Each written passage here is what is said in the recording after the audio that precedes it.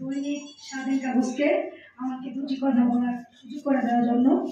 অনুষ্ঠানে প্রধান অতিথি, বিশেষ অতিথি এবং অতিথিবৃন্দ, আসসালামু আলাইকুম। আসলে এখানে দুটো বিষয় নিয়ে কথা বলতে বলা হয়েছে। আমি প্রথমেই বলবো, যারা আমরা রাজনীতি করি আসলে মানবিক হতে হবে আমাদের। মানবিকতা যদি আমাদের না থাকে, আমি মনে করি কোনো সংগঠন বা রাজনীতি করে কোনো লাভ নেই।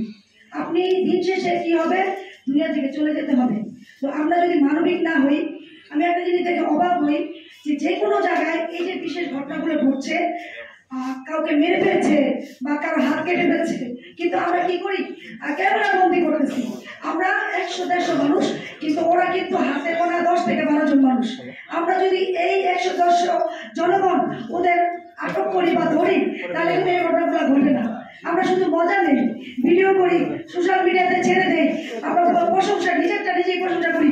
আমি সবার আগে এই ভিডিওটা ছেড়েছি, দেখো ভাইরাল হয়েছে।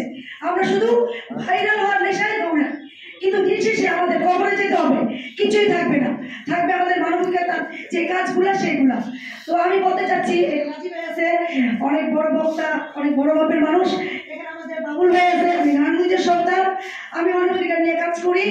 আমি 2017 সালে আমাদের যে খুরশিদ আলম খন্দকার, সত্য কথা বলতে যে তার সাথে কেস পার্টনার হয়েছি।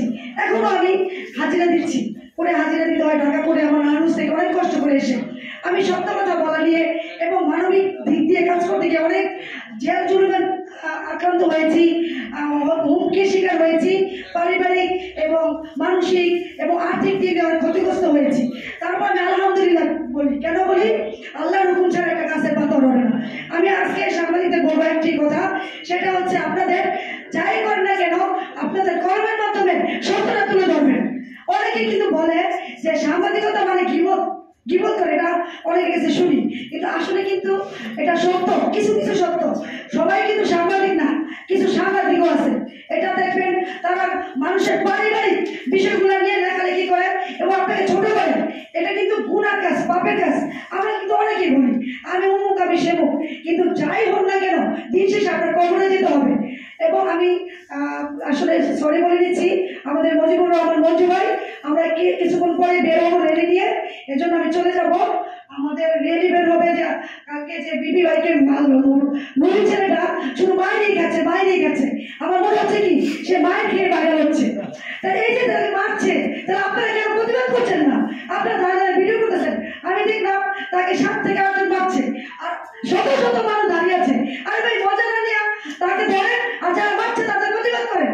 সে আর্মি হোক, সে সেনাবাহিনী হোক, সে পুলিশ হোক, যেই হোক না কেন, সাহস নিয়ে তাদের প্রতিরোধ করেন।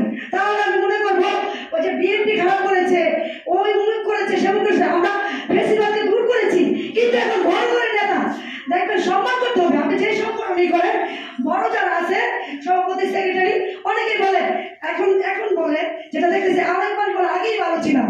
কেন বলে জানেন? কারণ ছোট্ট একটা ছেলে বলে আমি নেতা, আমি বিএনপি করি।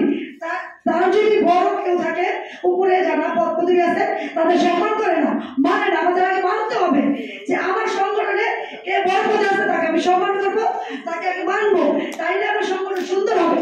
সবাই মিলে সংগঠনে যদি মিল থাকে এবং সম্মান থাকে, তখনই একটা সংগঠন এগিয়ে যায়। তো সাংবাদিক ভাইদের বলবো, আপনাদের লিখনির মাধ্যমে আপনারা অবশ্যই সত্যটা তুলে ধরবেন। কারণ আমি মিথ্যা গিবত করবেন না, এই দুনিয়া ভালো থাকবেন, ওই দুনিয়া ভালো থাকবেন। তো সবাই ভালো থাকবেন, আমার কোনো ভুল হলে আমাকে ক্ষমা করে দিবেন। আল্লাহ হাফেজ। ধন্যবাদ ফেরদৌসী আক্তার রেহনা, চেয়ারম্যান সুলতান আহমেদ মেমোরিয়াল ফাউন্ডেশনের। এ পর্যায়ে সংক্ষিপ্ত বক্তব্য